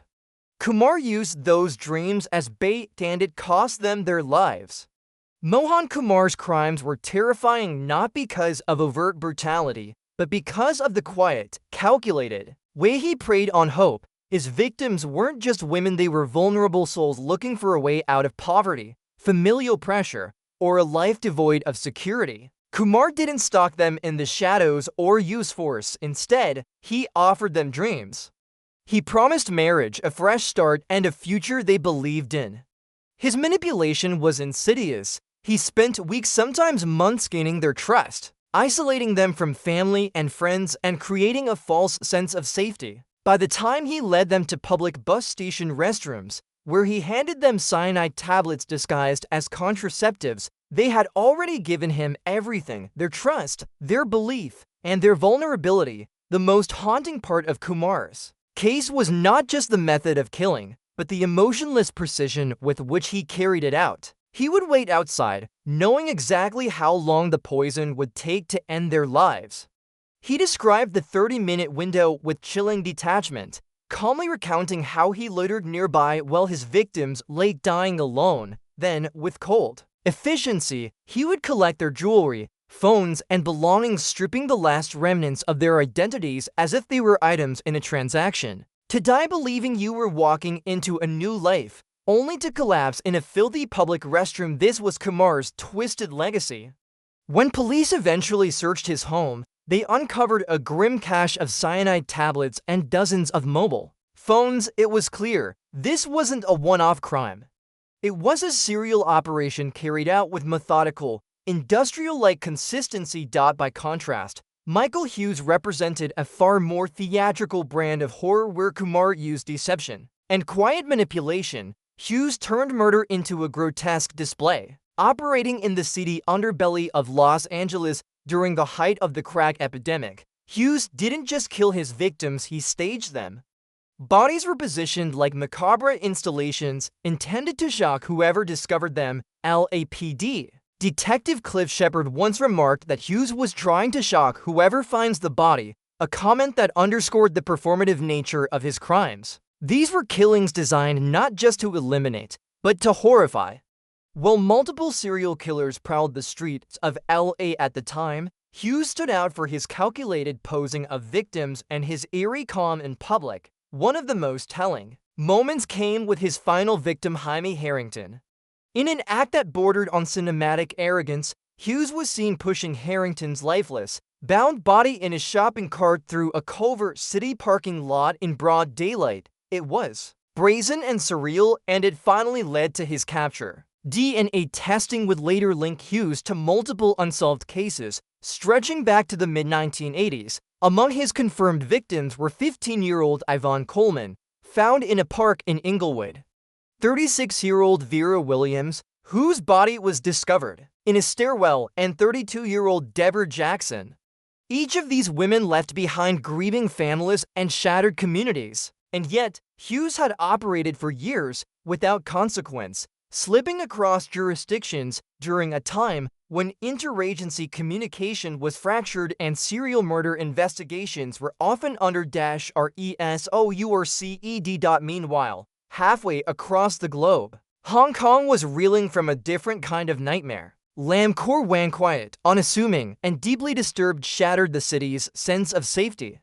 His crimes were so grotesque that the court barred women from the jury, and a female forensic scientist was removed from the case due to the traumatic nature of the evidence. Hong Kong had never seen anything like him. Lam wasn't just the city's first known serial killer. He was a revelation in horror, an example of how evil could grow undetected in plain sight. His life story read like a dark psychological blueprint, a childhood marked by extreme violence, a social life built on isolation, and a descent from pornography into voyeurism, finally into murder. His progression followed a chillingly logical path from photographing pornographic images to documenting the dismemberment of his victims with clinical detachment. The cold, methodical way he carried out his crimes made him unlike anything Hong Kong law enforcement had ever encountered. Perhaps one of the most disturbing elements of Lam Kor Wan's case is the sheer logistics of his crimes. He lived with his parents and shared a bedroom with his younger brother, and yet he still managed to carry out gruesome murders right under their noses. After strangling his first victim, Chen Fun Lan, in the backseat of his taxi, Lam calmly dragged her lifeless body past a sleeping security guard into his family's apartment. He concealed the corpse beneath the sofa until morning, then waited patiently for his parents and brother to leave for work. Only then did he begin the grim task of dismembering her body on his plastic-covered bedroom floor. He photographed every stage of the mutilation, not out of fear or morbid curiosity, but as part of a deeply ritualistic process. The preserved genitalia, stored in formaldehyde-filled jars and tucked away beside his photographic equipment, weren't merely trophies, they were expressions of control, objects of possession that fed his twisted need to dominate and immortalize his victims. Lam didn't just kill, he archived, he documented. He created what amounted to a personal museum of suffering, one that investigators would later uncover with horror. When the Kodak photo technician who developed Lam's film alerted the authorities, police stumbled upon evidence unlike anything in Hong Kong's criminal history: a makeshift darkroom, hundreds of photographs chronicling the dismemberment process, jars containing preserved body parts, and meticulous records of each crime. This was not the work of a man in a temporary frenzy. It was a carefully structured world of depravity built over time. Lam wanted to relive his acts again and again, Through the chilling medium of his camera lens. In the United States, Angel Monterino Resendez presented a very different, but equally terrifying, threat. Known as the Railroad Killer, Resendez exploited the vast open network of American freight railroads to move across the country undetected. He was, quite literally, a ghost on the tracks, drifting from state to state, hopping trains, choosing victims at random, and disappearing before law enforcement even knew a crime had been committed. The fact that he had been deported 8 times in a single year, including being released by Border Patrol agents just hours before committing additional murders, speaks volumes about systemic failures. Resendez existed outside conventional law enforcement reach, operating with near total invisibility. His method was as simple as it was sinister: travel by freight train, jump off in small towns, find homes near the tracks, break in, and kill. His victims weren't targeted based on gender, race, or occupation. They were simply accessible and isolated. Despite claims of religious delusion, including a belief that he was an angel sent by God to kill sinners, Resendez's actions reveal methodical predation. He was small in stature, so he deliberately targeted people he could overpower. He often lingered in their homes after the murders, eating their food, showering, going through their belongings. He studied their driver's licenses, learning who they were before stealing sentimental items, jewelry, photographs, some of which he gave to his wife and mother back in Mexico. This wasn't erratic or chaotic, it was strategic, calculated violence cloaked in a thin veil of self-justified theology. The attack on Christopher Mayer and Holly Dunn, to college students walking alongside railroad tracks in Lexington, Kentucky, exemplifies Resendez's randomness and brutality. Mayer was bludgeoned to death, while Dunn was beaten, raped, and left for dead. Her survival was nothing short of miraculous, and her subsequent testimony became central to the prosecution's case. But the psychological and physical trauma she endured was immense, highlighting not only the devastation such crimes bring to individuals, but also the wider terror inflicted upon entire communities. What binds these 5 killers: Dayton Leroy Rogers, Mohan Kumar, Michael Hughes, Lam Korwan, and Angel Monterino Resendez is their ability to exploit the very assumptions that allow society to function. We trust our teachers to care for our children. We assume that taxi drivers will take us safely home. We believe our neighbors, mechanics, or coworkers are just ordinary people. These men shattered that trust. They turned social normalcy into a weapon, blending into the background while harboring unspeakable violence. They didn't just kill people, they violated the fundamental social contracts that hold civilization together, and yet their eventual captures also revealed how law enforcement, forensic science, and interagency cooperation evolved to meet these new threats. DNA evidence would eventually link Michael Hughes to numerous murders years after his initial conviction.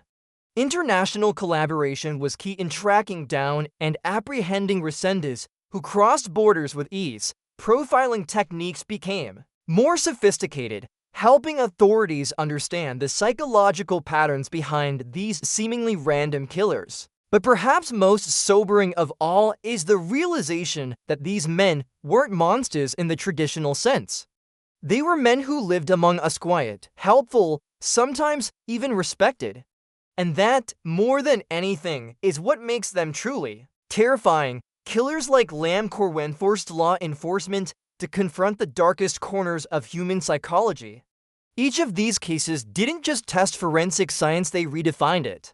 More importantly, they revealed something deeply unsettling. Evil doesn't wear a costume. It doesn't announce itself with a sinister glare or creepy behavior. More often than not, it smiles politely, pays its taxes, eats dinner with family, and blends perfectly into everyday life. It teaches children, fixes your car, drives your taxi, or passes you quietly on a train platform. These 5 men each, operating in different corners of the world, exploited our deepest assumptions about safety and decency. And that's what made them so dangerous. They didn't lurk in shadows. They hid in plain sight. They used trust as a weapon. And when they struck, it was already too late. Take Angel Monterino Resendez, the so-called railroad killer. Imagine standing alone by a set of tracks in the dead of night. The steel rails begin to hum beneath your feet, and then a freight train thunders past, disappearing into the distance. For most people, its background noise the mechanical rhythm of a country in motion. But for Resendez, every train was a gateway to murder. Every whistle in the distance was a chance to vanish. For him, the vast American railroad network wasn't just transportation, it was a hunting ground. He didn't need a car, a home, or even a fixed identity. His freedom was his camouflage. His mobility was his greatest weapon. Unlike the serial killers who stalked fixed locations, Resendez operated like a phantom, riding freight cars from coast to coast, slipping into small towns, and disappearing before anyone knew he was there. The FBI would eventually place him on its 10 most wanted list, dubbing him the railroad killer. But before the headlines and the manhunt, he was just another shadow along the tracks. Born in 1959 in the dusty hills of Durango, Mexico, Angel's early life was soaked in hardship. His father vanished when he was still a child, and his mother, overwhelmed, struggled to raise him. By his teenage years, Resendez was already hopping trains into the United States, undocumented, unwanted, and unseen. He survived in the underbelly of America, sleeping under bridges, stealing food, always in motion. He learned the rail system better than most train conductors, which cars were easy to hide in, which yards had the loosest security, and how to move silently from one coast to another. That knowledge made him lethal because it made him completely unpredictable. His crimes began to surface in the late 1980s, though many believe he started killing years before that. His first confirmed victim was 15-year-old Yvonne Coleman, found in a park in Inglewood, California in 1986. Her skull had been crushed with such force that investigators initially thought she'd been hit by a vehicle. But the wounds were too deliberate. This wasn't an accident. It was murder delivered with quiet, calculated brutality. What set Resendez apart from other serial killers was his method. He didn't carry a weapon, he used whatever he could find at the scene: a rock, a railroad spike, a sledgehammer. He turned everyday items into tools of destruction. In some cases, he broke into homes near the tracks, beat the inhabitants to death with their own possessions, then lingered afterward eating their food, showering, or examining their personal belongings. He studied their driver's licenses, memorized their birthdays, and sometimes stole jewelry or keepsakes, not for money, but to give to his mother or wife back in Mexico. He believed, or claimed to believe, that he was an angel sent by God to punish sinners, but his actions revealed something else entirely: a man who understood isolation, vulnerability, and how to exploit both. What's perhaps most disturbing is how the system failed to catch him sooner. Resendez was deported 8 times in a single year. On one occasion, he was literally in the custody of U.S. Border Patrol, but no one checked his fingerprints. He was released only to kill again just hours later. These 5 men, Resendez, Lamb, Hughes, Kumar, and Rogers, each operated in vastly different environments. Yet they all shared one chilling trait: the ability to mask their darkness behind normality. Each exploited systems meant to protect society, schools, transportation, neighborhoods, and turned them into traps. They hunted not just victims, but the very idea of safety. And perhaps that is the most terrifying truth of all, that true evil rarely looks like what we expect. It doesn't always wear a mask or stalk you in the dark. Sometimes it waves from across the street. Sometimes it sits behind the wheel of a cab. Sometimes it rides the rails and disappears before the morning comes. Violence, in his case, was never random. It was vicious and deeply personal, always aimed at the head and face, almost as if he intended not just to kill, but to wipe away any trace of who his victims once were. A psychiatrist would later explain that Angel viewed himself as a divine enforcer and avenging figure sent by God to rid the world of those he saw as wicked or impure. Yet, beneath the madness, there was a chilling method. Angel wasn't reckless. Despite being physically small, he chose his victims with precision. He relied on ambush and brutal force to gain control, steering clear of individuals who might resist too strongly. Most of his targets were those who lived alone, often in isolated houses near railroad tracks, places that allowed him a quick getaway back onto the rails. He would sometimes observe his potential victims for days, even weeks. He watched, learned their routines, and waited in silence for the ideal moment to attack. By the 1990s, his violent pattern had fully emerged. He would ride freight trains into quiet towns or suburban areas, scout the surroundings for his next target, then strike without mercy. After each killing, Angel didn't just flee, he lingered. He often stayed in the victims' homes for hours, helping himself to their food, using their showers, even doing laundry. These houses became temporary pit stops, brief sanctuaries in his long, grim journey across the country. He took more than lives, he took valuables too. Jewelry and prized possessions were stolen, sometimes mailed to his family in Mexico, other times sold for fast cash. But what truly unnerved investigators was what he did next. After every murder, Angel would carefully arrange the victims' ID cards, driver's licenses, and personal documents. He would read them, memorize names, dates of birth, and home addresses. Experts believed this strange ritual wasn't random. It was, perhaps, part of his delusion, convincing himself that he was judging these people, even after they were gone, as if fulfilling some divine mission. The crime that finally brought national attention to his name occurred in Texas, involving two college students, 21-year-old Christopher Meyer and his 20-year-old girlfriend, Holly Dunn. Late one night, while walking along railroad tracks near their campus after a party, they crossed paths with Angel. He appeared from the darkness and struck with terrifying speed. Christopher tried to fight back, doing everything he could to protect Holly, but Angel's rage was relentless. He murdered Christopher with a railroad spike, then turned on Holly, raping her, beating her, and leaving her broken beside the tracks. Yet somehow, Holly survived. Despite suffering a shattered jaw, a crushed eye socket, and traumatic brain injuries, she managed to crawl to safety and call for help. Her survival would become the key to unraveling the horror. Holly's account exposed just how calculated Angel really was. Before attacking, he had casually spoken to them, asking friendly questions, appearing harmless, just another drifter seeking directions or a bit of spare change. But then, without warning, he unleashed unspeakable violence. She describes how he changed in an instant, as though his humanity had vanished, replaced by something terrifying and inhuman. The FBI's investigation soon revealed the vast scope of Angel's killing spree. Between 1986 and 1999, he was linked to at least 15 murders across 6 different states. His victims varied, ranging from a 26-year-old woman in Kentucky to an 81-year-old man in Illinois. But what tied them all together wasn't age or gender, it was location. Every victim lived within walking distance of active train tracks. The manhunt for Angel would become one of the most extensive in FBI history. His image was circulated nationwide, even into Mexico.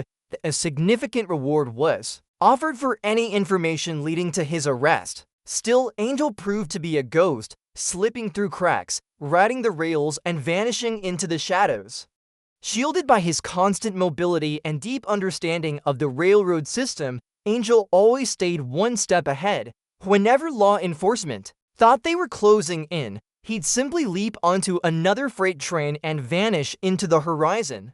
In the end, what brought him down wasn't advanced forensic science or brilliant detective work, but the mounting pressure from his own family. As the FBI's pursuit intensified, Angel's relatives in Mexico began fearing the consequences. His sister, who had long accepted jewelry and money he'd stolen from victims, finally persuaded him to give up. And in July 1999, Angel did just that. He crossed the border and turned himself into the Texas Rangers, bringing to a close one of the most far-reaching serial murder rampages in U.S. history. During his interrogation, Angel displayed no remorse. He recounted the killings without emotion, describing each as a righteous act ordained by God. In his mind, he had been chosen to cleanse the world tasked with eliminating sinners and immoral souls. When asked about Christopher Meyer, the young man he had murdered with a railroad spike, Angel merely shrugged. To him, Christopher was simply in the wrong place at the wrong time. As his trial unfolded, the public was exposed to the disturbing depths of his psyche. Defense psychiatrists diagnosed him with paranoid schizophrenia. They argued he genuinely believed he was fulfilling a divine mission. But the prosecution painted a very different picture, pointing to his calculated choice of victims, his ability to dispose of evidence, and his success in avoiding capture for more than 10 years. All of this, they said, proved he understood exactly what he was doing. In May of 2000, Angel Monterino Resendez was found guilty of capital murder. The court sentenced him to death. 6 years later, in June 2006, he was executed by lethal injection. His final words were an incoherent ramble about angels and divine justice, clinging to his delusions until the very end. But the impact of his crimes stretched far beyond his own life. The railroad killer case would forever change the way law enforcement handles crimes that cross state and jurisdictional boundaries. Angel's ability to commit murders across vast distances, sometimes within mere days of one another, exposed a critical weakness in interagency communication. His spree also led to tighter security measures around train yards and more careful tracking of transient populations. But perhaps the most enduring consequence was the sobering realization of how vulnerable ordinary people are to random acts of violence. Angel's victims weren't involved in risky lifestyles or criminal behavior. They were everyday citizens, students, seniors, people walking home who happened to encounter a predator disguised as a drifter. One of those victims, Holly Dunn, survived. Her endurance became a symbol of human strength in the face of pure evil. She endured years of surgeries and therapy, struggling to reclaim her life after the horrific night beside the tracks. But she didn't let the trauma silence her. Instead, she became an advocate for crime victims, sharing her story publicly and working to reform the justice system. Her testimony in court was a key factor in Angel's conviction, helping bring justice not only for herself, but for the families of his many other victims. Today, trains still thunder across the same tracks Angel once used as his corridor of death. But they now serve as more than just transportation routes. They are haunting reminders that danger can ride in silence, that predators don't always wear a mask. Sometimes, the most dangerous monsters are the ones who slip through our communities unnoticed, blending in, hiding in plain sight. Angel Monterino Resendez proved that evil doesn't need a home base. It doesn't need a face that stands out. All it needs is the freedom to move, a willingness to kill, and a delusion strong enough to justify it. His story and those of others like him remain chilling reminders of how human trust can be weaponized, and how some of the most brutal killers walk among us, unseen. Until it's too late, Angel Monterino Resendez transformed America's massive railway system into his personal highway of horror. From the late 1980s until 1999, he traveled illegally across the United States by hopping freight trains, moving unseen from one town to another, using the very arteries of American commerce as escape routes and entry points to violence. His victims were often ordinary people, residents of quiet homes nestled near railroad tracks, families who never suspected that death could quite literally walk off the rails and into their bedrooms. His methods were terrifying in their simplicity. After riding into town aboard a freight car, he would scout out isolated homes near the tracks, places where neighbors were far, help was distant, and escape would be easy. Then, often in the dead of night, he would break in, using whatever blunt object he could find: rocks, pickaxes, hammers, to bludgeon his victims to death while they slept. He did not discriminate by age or gender. If you were there and he chose your home, your life was in danger. But it wasn't just his brutality that made Resendez so dangerous, it was the calculated way he operated. He never lingered in one place. He could kill in Texas one night, and by the following morning, be hundreds of miles away in Kentucky or Georgia. His transient lifestyle allowed him to slip through the cracks of jurisdictional boundaries. Law enforcement agencies at the time were not prepared to handle such a mobile predator. He had no fixed address, no steady job, no obvious connections. He was everywhere and nowhere all at once. And after each murder, rather than fleeing in panic, Resendez would sometimes stay for hours in the victim's home. He ate their food, he studied their belongings, he even examined their driver's licenses, learning their names, birthdays, and where they lived, as though absorbing their identities added something to his own. He stole jewelry and keepsakes not to sell, but to send back to his wife and mother in Mexico, like macabre souvenirs of his journey. In his warped mind, Resendez believed he was on a mission from God. He saw himself as a divine instrument, sent to purge the world of sin. Those he murdered, he claimed, were not innocents but sinners, people deserving of death. It was a delusion that gave him a terrifying sense of purpose, and it was that delusion that eventually led to one of the most horrific attacks in his killing spree. In August 1997, two college students, Christopher Meyer and Holly Dunn, were walking along the railroad tracks in Kentucky, taking what they thought was a quiet shortcut home after a party. But Resendez was watching. He emerged from the darkness, struck Christopher with a rock, and beat him to death with terrifying force. Then he turned on Holly, raping her, shattering her jaw, breaking her eye socket, and leaving her to die beside the tracks. Somehow, against all odds, Holly survived. Her escape and eventual testimony would be instrumental in bringing him to justice. But what shocked investigators and the public alike was how often the system failed to stop him. Resendez had illegally entered the United States countless times, slipping across the border with ease. In a single year, he was deported 8 times. And even when he was briefly detained by Border Patrol on June 1, 1999, after years of murder, his fingerprints weren't checked. No one realized who he was, and he was released. After that, he killed at least 4 more people. The sheer number of missed opportunities became a national embarrassment. The manhunt that followed was one of the largest in FBI history. His photo was broadcast across the country. His name became synonymous with terror.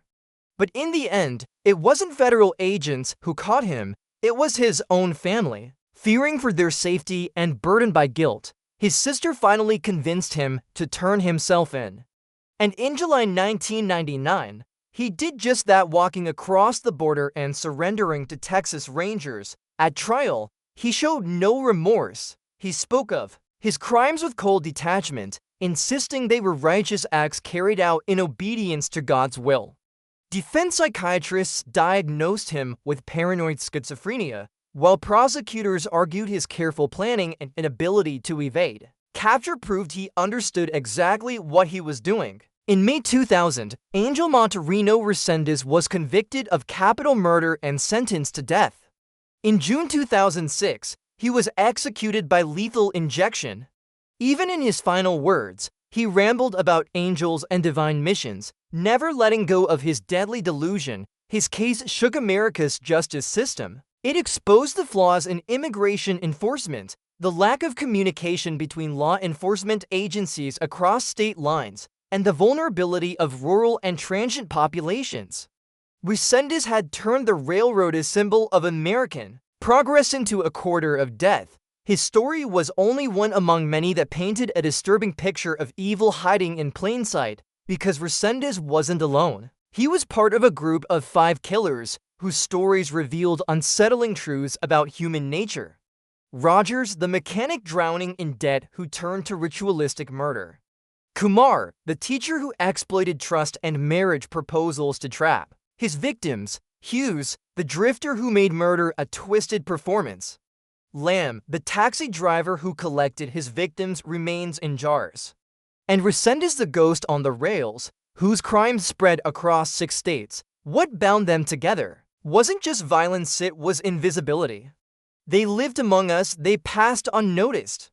They smiled at neighbors, held jobs, paid bills, and all the while, they planned their next act of horror. Each of them was eventually brought down not by accident, but through meticulous investigation. Rogers left behind blood and vodka bottles. Kumar's cyanide pills and his cell phone betrayed him. Hughes left fingerprints on a shopping cart carrying a corpse. Lamb's disturbing photos were discovered by a technician, and Resendez's predictable return to the tracks finally gave investigators a pattern. They remind us that evil doesn't always hide in shadows. Sometimes it rides a train, knocks on the front door, or walks among us in broad daylight, and sometimes the most dangerous monsters are the ones who know how to disappear into the crowd. These killers didn't choose their victims by accident. In nearly every case, the homes they targeted were situated near train tracks, remote, disconnected properties where the sounds of freight trains masked the horrors that unfolded inside. They deliberately sought out people they believed would not be missed individuals living quiet lives, often alone or in vulnerable situations.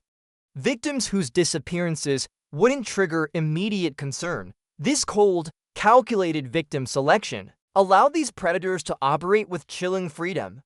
Their crimes were not impulsive acts of rage.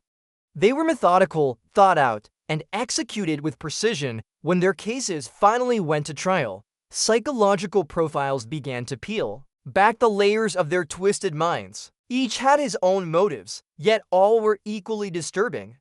Rogers, for instance, appeared to be fueled by a compulsion for control. His murders carried out like rituals with eerie consistency and dark symbolism. He wasn't just killing, he was performing a grim routine, as if he found purpose in repetition. Kumar, on the other hand, was driven by greed and lust. He targeted women searching for love, manipulating their trust with promises of marriage and security before ultimately ending their lives. His actions revealed a predator who weaponized emotional vulnerability for personal gain. Hughes, another figure in this gallery of horror, seemed to thrive on spectacle. He turned his killings into performances, staging the bodies of his victims in a way that demanded attention. For him, the shock value was part of the thrill, the public horror, the news coverage, the chaos left in his wake. Lamb, operating silently within the crowded maze of Hong Kong, kept trophies from his victims, grisly mementos that served as physical reminders of his crimes. He didn't just kill, he documented, archived, and relived his violence through the items he preserved. And then there was Angel Maturino Resendez, the infamous railroad killer, whose motivation was cloaked in delusion. He believed himself to be a servant of God, enacting divine justice on those he viewed as immoral too. Him, murder wasn't a crime, it was a sacred duty. Despite their differing justifications and styles, these men shared terrifying psychological traits. They could compartmentalize their brutality, committing horrific crimes, then returning to normal life with unsettling ease. They lacked empathy, no sense of guilt, no remorse for the pain they caused, and perhaps most frightening of all, they managed to go undetected for years. Their ability to blend into society allowed them to kill again and again. Rogers murdered quietly for years until a reckless daylight attack finally led to his capture. Kumar's trail of victims stretched across 6 years, exploiting women from city to city. Hughes killed during a time in Los Angeles history when the streets were crawling with serial predators, allowing him to disappear in the noise. Lamb carried out his crimes in a bustling metropolis, hiding in plain sight among millions. Resendez used the vastness of America's railways to his advantage, crossing state lines, vanishing into the shadows after each murder, only to resurface hundreds of miles away. These men proved a haunting truth: evil often wears a familiar face. It doesn't always appear monstrous or obviously threatening. Sometimes it looks like a hardworking mechanic, a soft-spoken school teacher, a quiet neighbor, or a drifter asking for directions. The most dangerous predators understand how to mimic trust, how to meet us at our most human needs for connection, love, safety, and then turn those needs against us. They don't need weapons or armies. All they need is access to our vulnerabilities. Even after their capture, the system struggled with how to process their crimes. Today, Rogers remains incarcerated in Oregon, his death sentence commuted to life without parole. Kumar, once sentenced to death, now serves life in prison in India. Hugh sits on death row in California, awaiting a justice system that moves slowly but deliberately.